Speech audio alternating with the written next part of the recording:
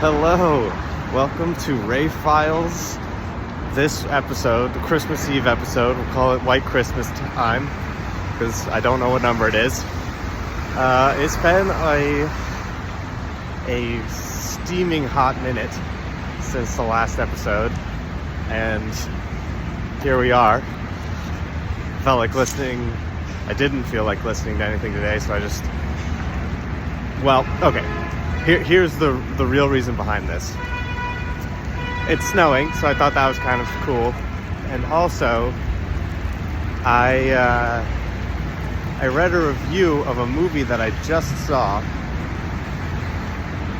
And the movie got absolutely bombed. And I actually loved it. Because I'm different like that. But I read a review, and the review was basically just tacking on. And the review said these are the reasons why it bombed. And, it made good points. It was well written. But I just disagree with people who say that it's a bad movie. So, let's, with no further ado, I'll unveil the movie, and then I'm going to talk about it. Spoiler alert. There will be spoilers. Okay, the movie was Joker Part 2, Folie à Deux. I know it got terrible reviews, but it's just like... So I watched it with my girlfriend, and I watched it with her younger sister.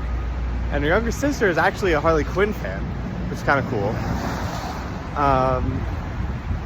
And as we were watching it, I couldn't help but notice that it was taking care of its audience. Like, I was engaged and not bored the entire time, which is an important mark to measure how good a story is, I think. And, oh, now my face is getting pelted with snow. Some other things to note. I feel like the plot was straightforward and it made sense. Like, I didn't have many issues with it. But something that my girlfriend's younger sister said that I had to, think about for a while, because it's something I think about all the time. It has to do with form. What she asked was, why is this a musical? And I think that's a really valid question to ask. And she was like, I feel like Lady Gaga just wanted to be in this, and then she sang because she was in it. And I don't necessarily think that's the case. I don't think Lady Gaga was the reason this was a musical. I think it went the other way around. It was a musical, and then they picked Lady Gaga to be Harley Quinn, which, even if it wasn't a musical, I think Lady Gaga would have been a really good choice for Harley Quinn. But so little sis says, why is this a musical? I feel like the music isn't adding anything to this movie. And my gut reaction was that isn't true. However, I couldn't prove it at the time. I was just sitting there being like, I guess you're right, yeah, it isn't adding anything to the movie. What's the point of these cutaways to this random scene where literally nothing is happening? And then what she said was, she felt like in musicals, all the biggest plot things that happen during the song. And that's where I began my disagreement, because that's not true. I'm going to give a percentage, but it's not based on anything. Let's say 85% of the time, plot-relevant actions do not occur during a song in a musical. No matter, even if the musical is operatic in that it's entirely sung, the song portions or the aria portions are never, almost never, where plot relevant action occurs. Now what's interesting about this is that, so here's the breakdown, right? So opera, the way opera is formatted, the entire thing is scored and sung. But it's almost like, as a craft, for a craft perspective, the scoring of the speaking portions, whereas in not the song portions, but the speaking portions that are still sung, those are scored. However, most actors won't follow those completely. It's almost like an improv,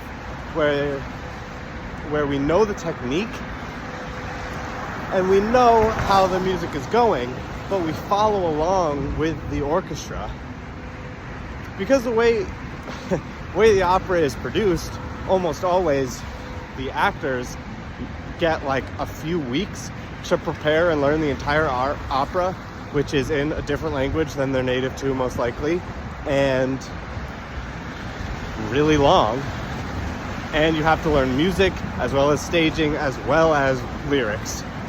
So just a lot of times these people are so musical, they understand the music to it. And in that way, it's almost like speaking anyway, where it's just kind of like you're speaking these things out, but in a way that is musical and relates to what the orchestra is playing. Now, the big difference here is that that portion of the opera does progress the plot, is like speaking, but is sung. It's musical. Now, the song, or the arias, are, 85% of the time where the emotions of the character are too big and they come out. Something my girlfriend said is, she was like, yeah, musical happens, is not her quote, but she was quoting someone else. She said, musicals happen when the emotions are too big to be said, so they're sung. Or that's when a song happens, and then a musical happens when emotions are too big to be said, so they're sung and danced. Something like that.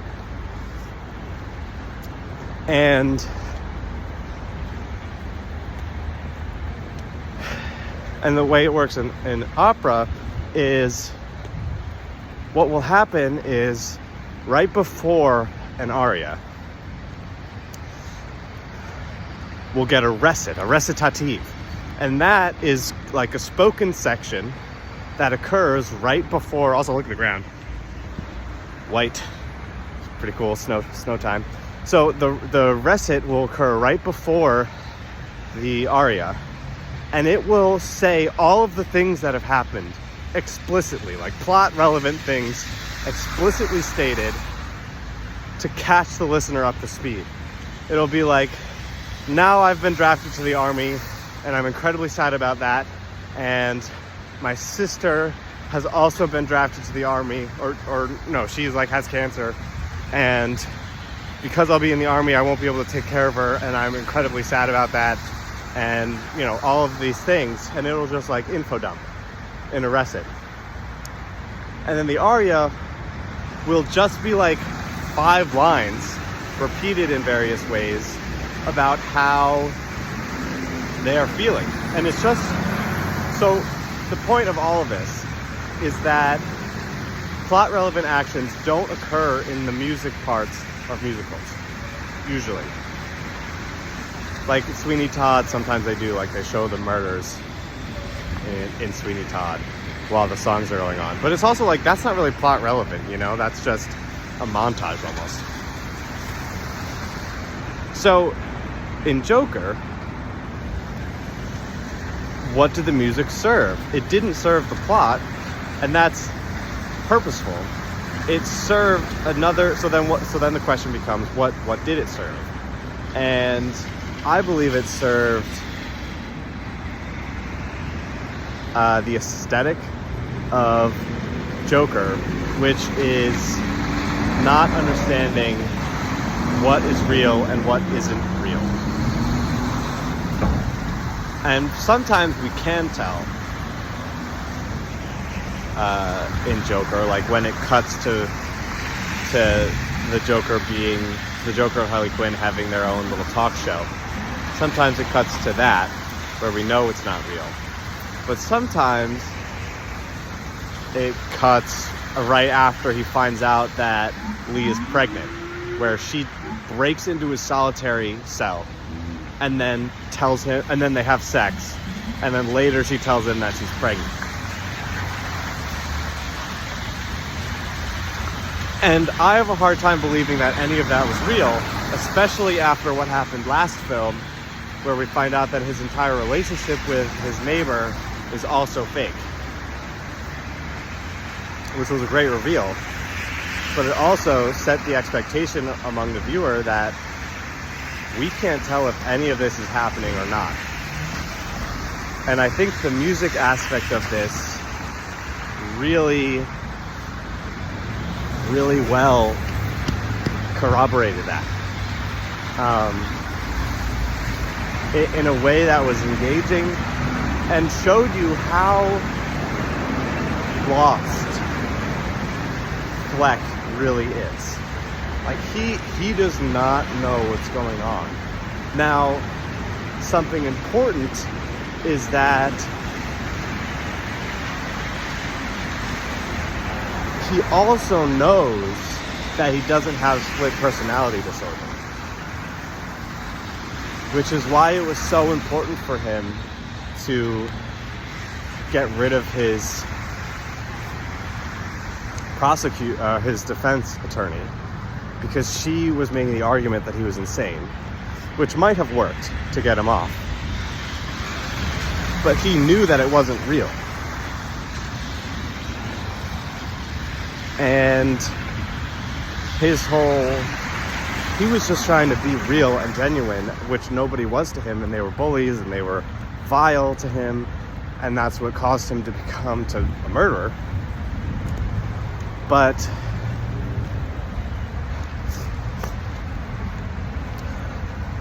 the argument saying that he was insane while he was sitting right there didn't sit with him. And that's also an interesting piece of the puzzle. So, anyway, I think those things worked really well.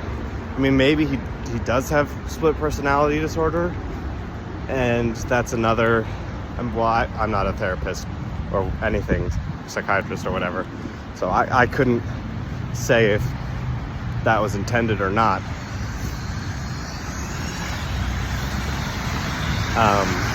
But I will say that there's a couple more things I wanted to say, and they all have to do with the title, Folie à Deux. Now, something I learned after watching the movie, my girlfriend told me, is that folie, while it does mean like a mistake or a folly, if you will,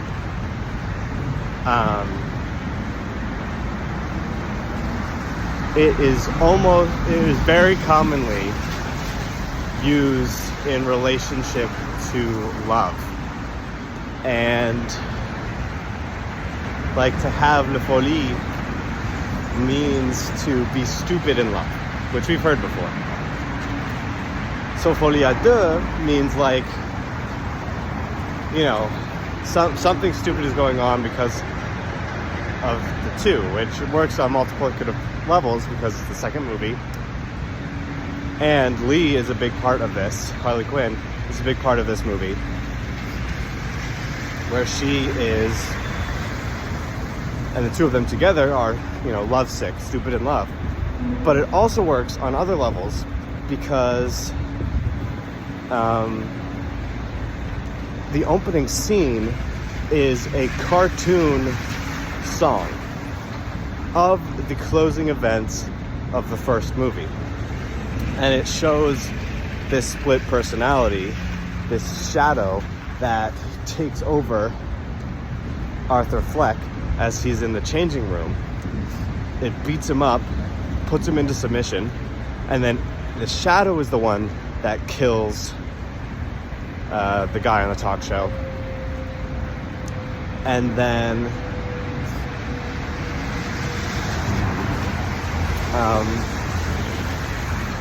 they leave, and then it leaves him just in time for the police to show up and beat him up again.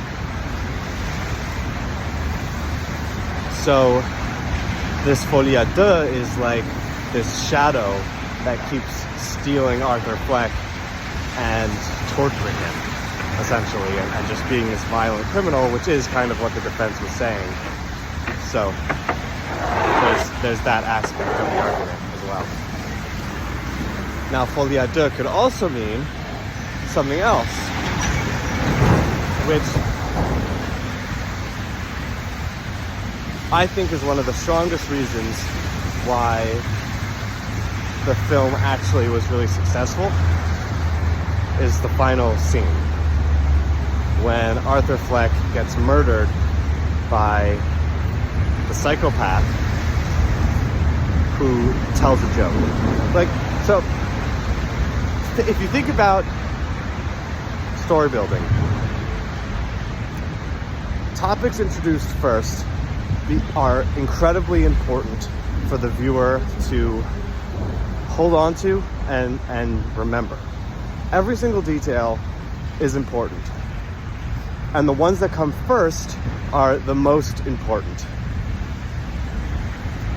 And I believe the first line of the film is, "Do you have a joke for us today?"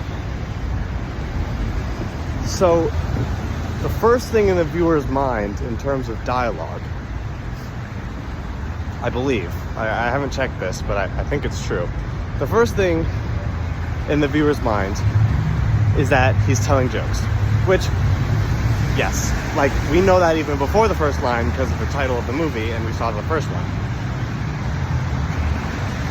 But in terms of self-containing this plot, the fact that he tells jokes every day, we later figure out that's how he gets cigarettes, so he starts telling them again once he begins his Folie à Deux.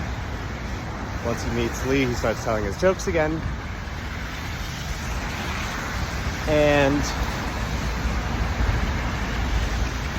But that's what makes the Joker Joker, right? You tell a joke today, that's a big deal. And it especially becomes a big deal when the final scene of the movie, someone tells him a joke. Fleck gets lured into a place where nobody else is around, and this guy who's been kind of his friend for the whole movie shows up and he goes, "Hey, I've got a joke for you." And then he tells a joke, and then he stabs Fleck to death. Fleck dies, and as he's dying, the other guy is laughing. Interesting. And it also seems, it's a little blurred out, but it seems like he might cut something into his face, in my interpretation of it. And I think that means that the Joker is more of a state of mind, and it has been passed on to this newcomer. I think he cuts a smile into his face, and I think it's obvious that he becomes a Joker. I mean, he tells a joke just like the Joker does, and he has this compulsive laugh just like the Joker does. And I think that's the Joker Folie à Deux. That's the second occurrence of the Joker. That's the second mistake to create the Joker. And that's part of this doubling of double. So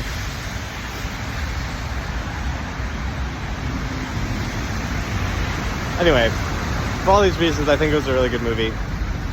I think there's a lot of meaning behind it.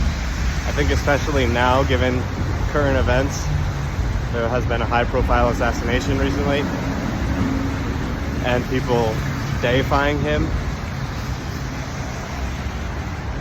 I think it especially has weight to it now, with this idea of what is the media telling you, what is the story they're spinning, what is truth, is it all right to hit back when you've been hit, and all these questions, and ultimately what makes the story,